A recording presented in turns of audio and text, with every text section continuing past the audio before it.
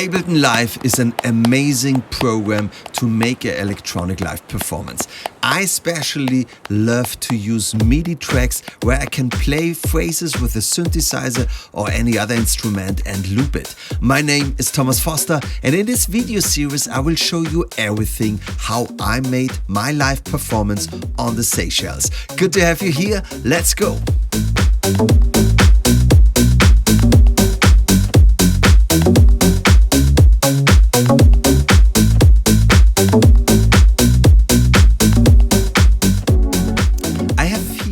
Some MIDI tracks, and with this record button here I can decide on which MIDI track I want to record.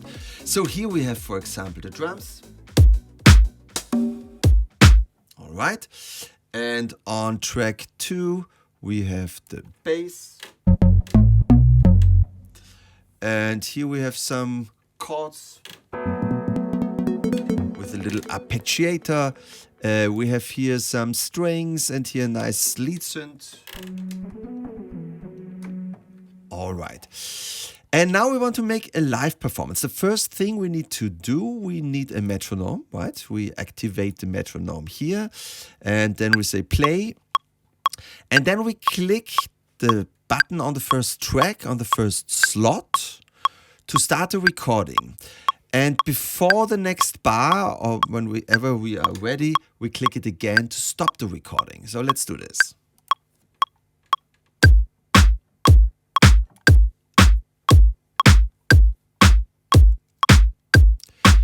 So the good thing is it's immediately in a loop. That's what I like. What do you think about the timing? It's not so good, as I am human and we are doing electronic music. So what we need is a quantization. And for this we go to edit, and here we have the point record quantization. I would love to quantize it to 16th notes. So I go here to 16 note, and now whatever I play is immediately quantized. So let's check this out. I press play and then I press here the record button.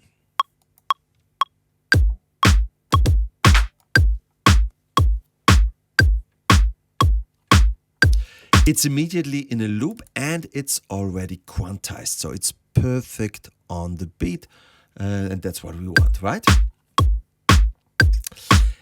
Now we could press the record button on the bass track, on the second track here, and do exactly the same here.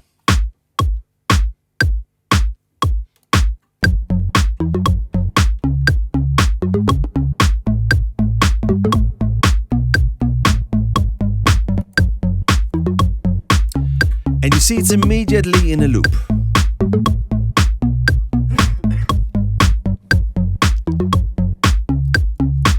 And we could do this with the chords, with the strings, and with our lead synthesizer called Hornet.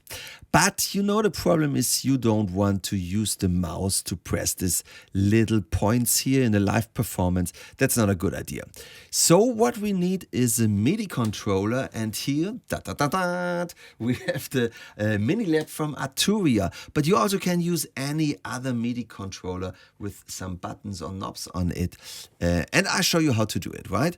So we go to MIDI here, we activate the MIDI learn mode, and first we want to learn the system how to change between the tracks. So I press now with the mouse while we are in this MIDI learn mode that you see by the blue color. We press on the first track this record button, and now I press my first button on the mini lab.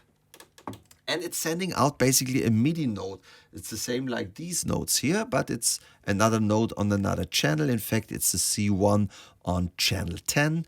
And now I go to the second button to say, I want to teach you the controller that you use to go to activate the recording on track 2. Bam! And it's the C sharp. And we do the same with this button here, button number 3. And with the button number 4 and the button number 5. And now we press again the MIDI learn mode to deactivate the MIDI learn mode. And now let's see if it's working. You see, I can activate my tracks here very fast by using these buttons. And now we need to learn the system another button. The button we need to record something on the slots. So I go again to MIDI, and we already used button number 1 to 5. So what we could do now is we use, for example, for this button here, the button number 6. What is a F1 on MIDI channel 10? For this button here, we use 7, and for this we use 8. All right. In fact, in this case, a bigger MIDI controller would be cool, but let's see how this works with these buttons here. Okay, let's use the button number 1 to select the recording of the first track here, right? Then we press 6 to start the recording on the next bar. Yeah, it's not starting immediately, it's waiting until the beginning of the next bar to start the recording on this track. Then I play some drums, and after the bar, before the next bar, I press again the button number 6 to stop the recording. Let's do this.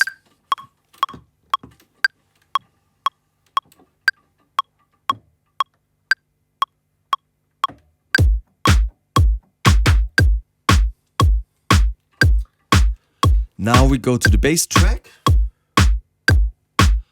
and start also here the recording.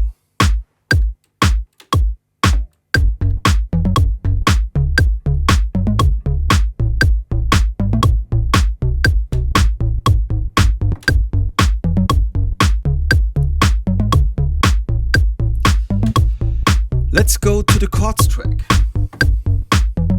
Before I record, I check it out a little bit.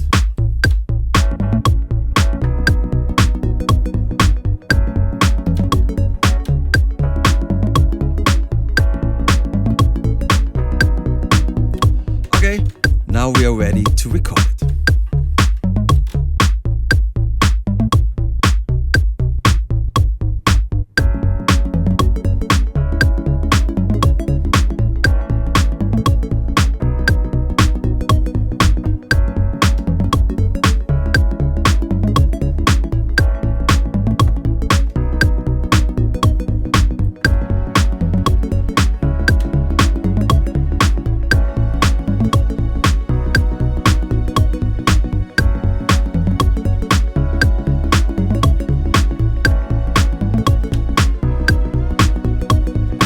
So you see how easy it is to have some fun, to bring things in a loop and add new tracks. It's amazing.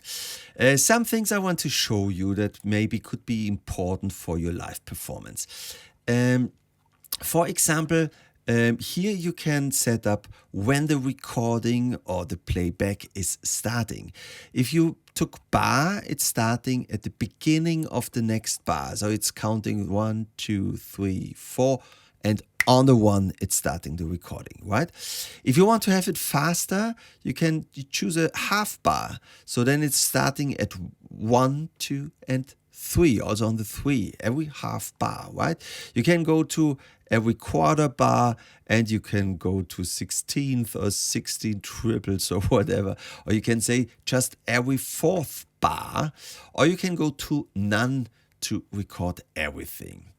So the most tracks are starting, the most slots are starting like you set it up here, but you can change this for every slot separately. So I make now a double click on the chords 2 here, and here we have a little window. And if you use this area here in the editor to open here the follow action, this frame where it says follow action, you can change here the launch for every slot separate, right? And you can set follow action where you say after playing back this slot, do something else. Go to the next track or go to any slot. Sorry, not track, it's the slot. So to demonstrate this, let's say stop everything. Let's create a new audio track and let's find some drum hits or bongo hits. Maybe something like this. And also that and that and that. We place them all here on the track. All right. And now I can select all these clips, activate the following action, and now it says next.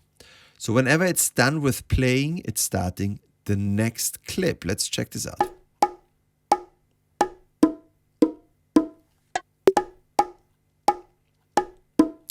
All right, or you can go to any. That would mean I select everything and instead of next, I go to any. So this is a little bit more the random feature.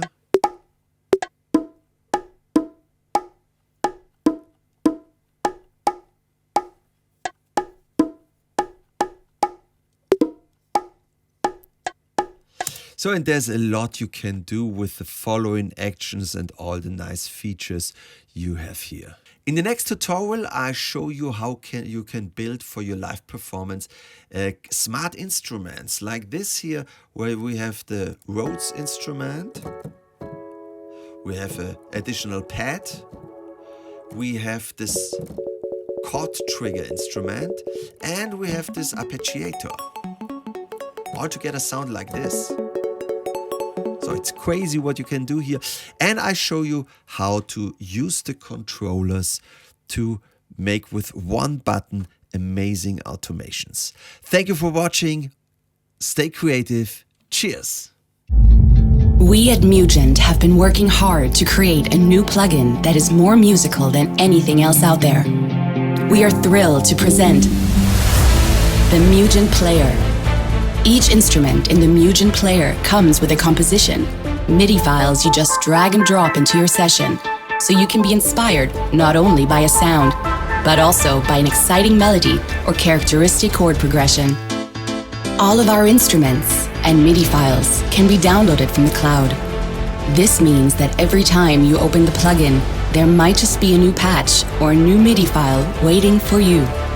Simply double-click to load it into your plugin. In addition to the individual instruments, the MUGENT Player also has kits. These are arrangements that sound like a complete song. With a single click, you can load all the patches, and as soon as you've dropped the MIDI files into your DAW, you can start using them to create something new.